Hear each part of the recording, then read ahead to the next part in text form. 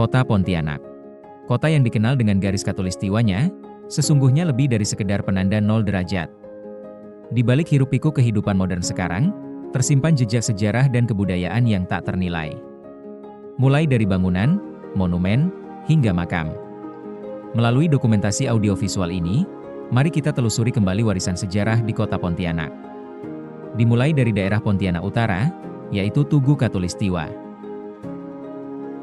Monumen Tugu Khatulistiwa terletak di sisi Jalan Khatulistiwa Pontianak, Kelurahan Batu Layang, Kecamatan Pontianak Utara, Kota Pontianak. Tugu ini dibangun sebagai petanda bahwa Kota Pontianak tepat dilalui oleh garis khatulistiwa. 4 kayu belian menancap di tanah, berwarna hitam pekat, berukuran sekitar 30 x 30 cm, yang membuat tugu ini terlihat kokoh dan kuat. 2 yang di depan, yang mengarah ke barat tugu tercatat memiliki tinggi 3,05 meter. 2 di bagian belakangnya setinggi 4,40 meter dan menopang 3 rangkaian lingkaran. Sebuah anak panah berukuran 2,15 meter yang menunjukkan arah barat seolah menembus rangkaian lingkaran tersebut. Di bawah anak panah terdapat sebuah plat bertuliskan 109 derajat, 20 menit OLVGR, yang menunjukkan letak Tugu Khatulistiwa ini pada garis bujur timur. Pada 31 Maret 1928 telah datang di Pontianak ekspedisi internasional seorang ahli geografi berkebangsaan Belanda. Ekspedisi ini bertujuan menentukan titik atau garis khatulistiwa. Pada tahun 1990, Tugu Khatulistiwa direnovasi dan dikembangkan dengan pembuatan kubah untuk melindungi tugu asli. Di atas bangunan kubah dibuat duplikat tugu dengan ukuran 5 kali lebih besar dari tugu yang aslinya. Pada tanggal 21 September 1991 diresmikan oleh Gubernur Kalimantan Barat yaitu Bapak Pardjoko Suryokusumo. Di dalam kubah bangunan ini terdapat sejarah, foto-foto, serta informasi yang berkenaan dengan tugu ini dan titik kulminasi. Masjid Jami Sultan Syarif Abdurrahman terletak di sebelah timur Sungai Kapuas Besar, di Kelurahan Dalam Bugis, Kecamatan Pontianak Timur, tepatnya di depan Istana Kadriah. Masjid Jami dapat dijangkau dengan menggunakan sampan dari Parit Besar Pelabuhan Senghie atau dengan kendaraan pribadi dengan melewati Jembatan Kapuas 1. Titik koordinatnya berada di 0 derajat, 1 menit, 36,7 detik lintang selatan dan 109 derajat 20 menit 51 detik bujur timur. Ada ungkapan yang mengatakan, belum ke Pontianak bila belum ke Masjid Jami. Alasannya sederhana saja, karena bangunan inilah yang pertama kali dibangun yang kemudian menjadi cikal bakal daerah ini menjadi Kota Pontianak. Bangunan masjid ini ditopang atas 6 tiang penyangga utama, terdiri dari kayu belian utuh berbentuk bulat, dengan garis tengah sekitar 60 cm. 6 tiang utama penyangga ini melambangkan 6 rukun iman.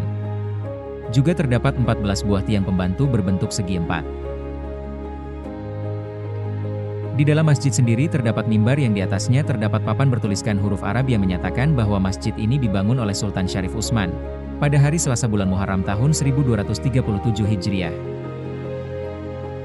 Masjid Jami Pontianak sebagai tempat beribadah pertama kali dibangun tahun 1771.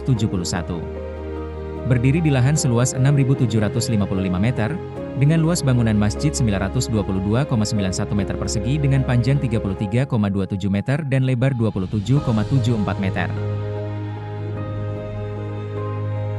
Istana Kadriah berada di Kelurahan Kampung Dalam Bugis, Kecamatan Pontianak Timur. Dapat dicapai dalam waktu lebih kurang 15 menit dari pusat kota Pontianak, yang dapat dicapai melalui Jembatan Kapuas 1.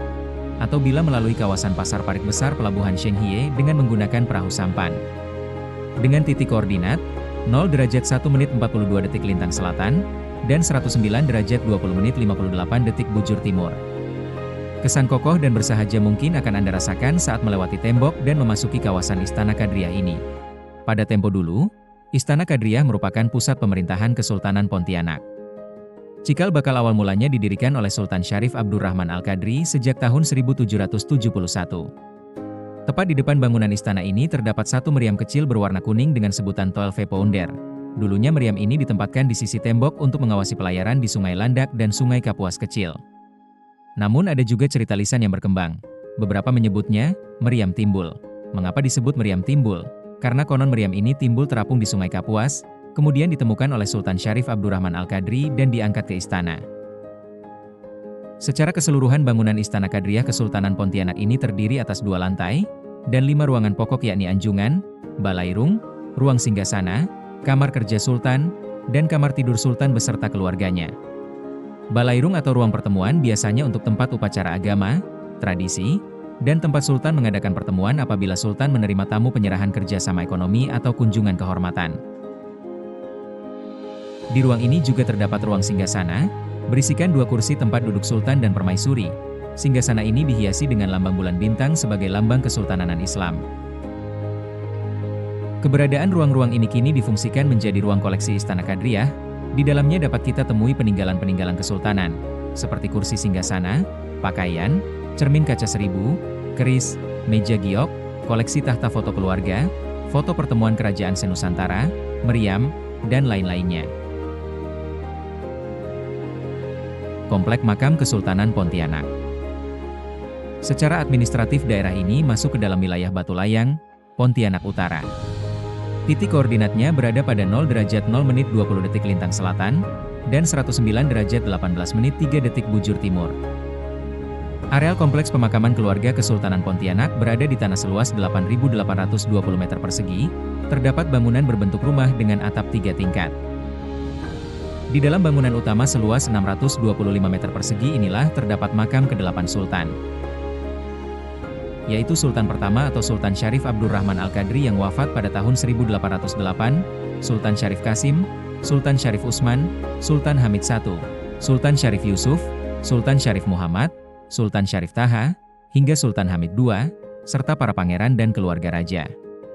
Di dalam komplek cungkup terdapat 8 makam Kesultanan Pontianak, 41 makam anggota kerajaan atau kerabat, dan 115 makam umum.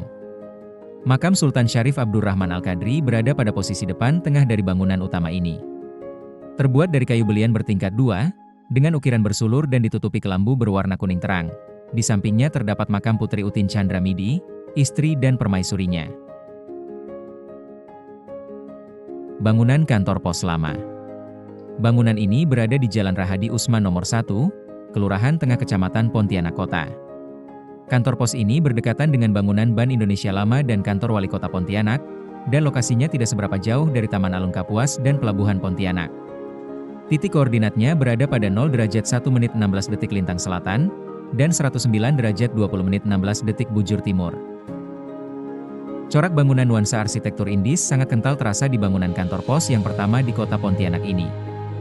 Bangunan ini berwarna putih dan berwarna oranye, dan beratap kayu sirap dan memiliki ukuran pintu dan jendela yang lebar dan tinggi.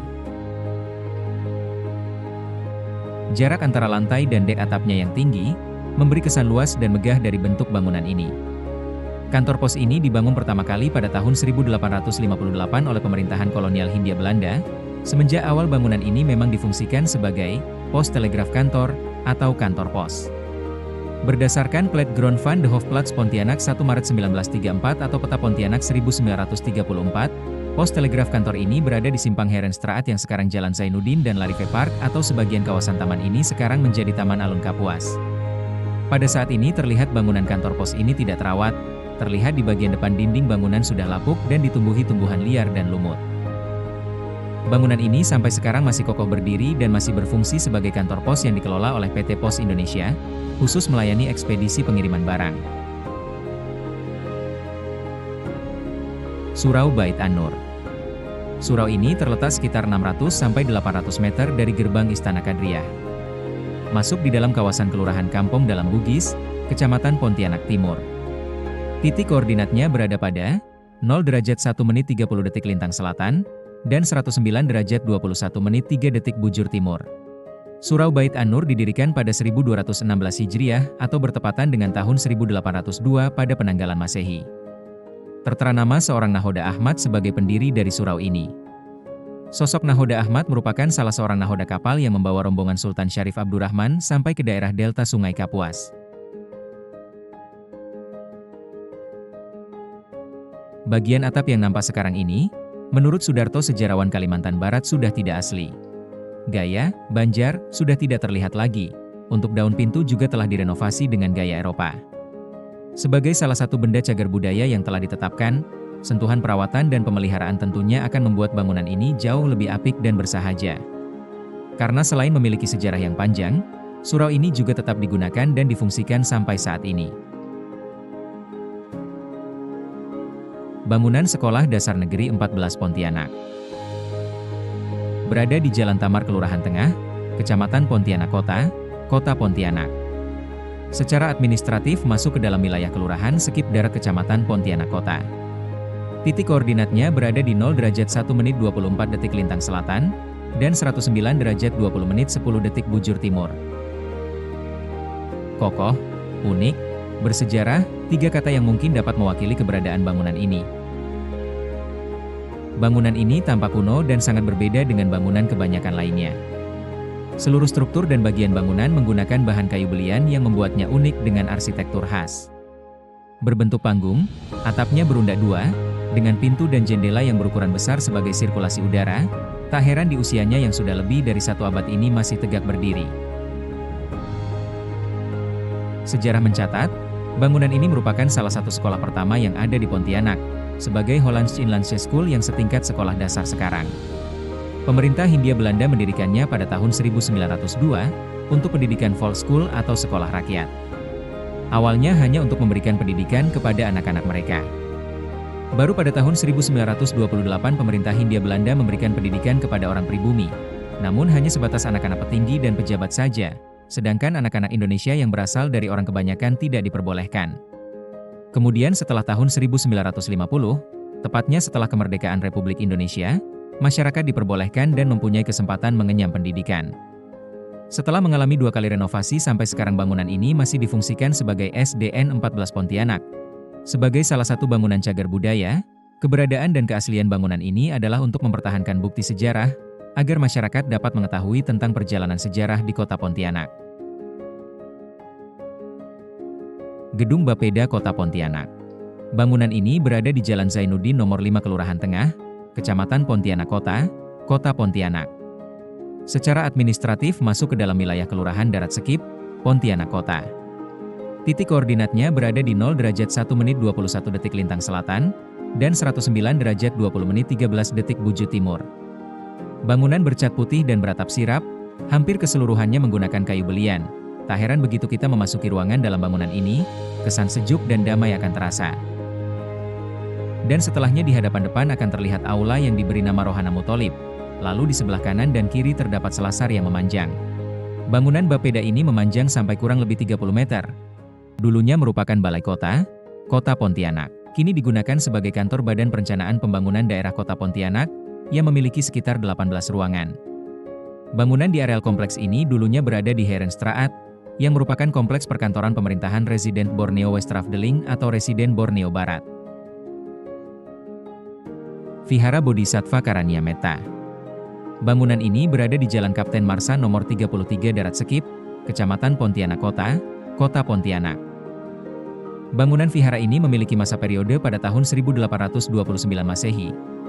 Tampak pada bangunan memiliki tiang dan rangka bangunannya terbuat dari kayu belian yang diberi warna merah dan kuning keemasan. Di bagian dalam bangunan ini terlihat gambar dewa-dewa Honghucu, dinding dan altar terdapat patung dan lukisan yang bermakna tentang filosofi ajaran kehidupan. Ada beberapa bagian dalam vihara yang memiliki makna serta sejarahnya, seperti pot sembahyang Dewa Langit Bumi yang konon bertarikh tahun 1673 Masehi, yakni pada masa di Manchuria bertahta Raja Han Hyi tahun 1662 sampai 1722. Pot sembahyang ini sekarang berada di halaman depan begitu kita masuk vihara dan bertuliskan Tie Tie Peibo. Ada juga lonceng tua Pekong, yang dibawa pada tahun 1789, pada masa Raja Henlong, tahun 1736 sampai 1796. Dalam perkembangan sejarahnya, vihara ini mengalami beberapa kali pemugaran sampai keadaan sekarang. Salah satunya pada tahun 1906, vihara direnovasi menjadi 3 bagian, yaitu Dewi Samudra atau Maaco, Tua Pekong, dan Natea Ciece. Karena hal inilah kemudian vihara ini juga disebut dengan Kelenteng 3 atau Tian Ho Keng. Selain itu untuk merawat, menjaga dan menjalankan keberadaan vihara ini, pada tahun 1983 dibentuk Yayasan Bodhisattva Karania Metta. Setiap langkah yang baru saja kita lalui membawa kita pada satu kesadaran bahwa warisan budaya bukan sekedar benda mati, tetapi hidup dalam cerita, ingatan, dan jiwa yang menghargainya. Maka, Mari kita bersama menjaga warisan ini dengan menjadi penjaga sejarah agar Pontianak tak hanya dikenal karena letak geografisnya, tetapi karena jiwa budayanya yang tetap hidup, lintas masa, dan lintas generasi.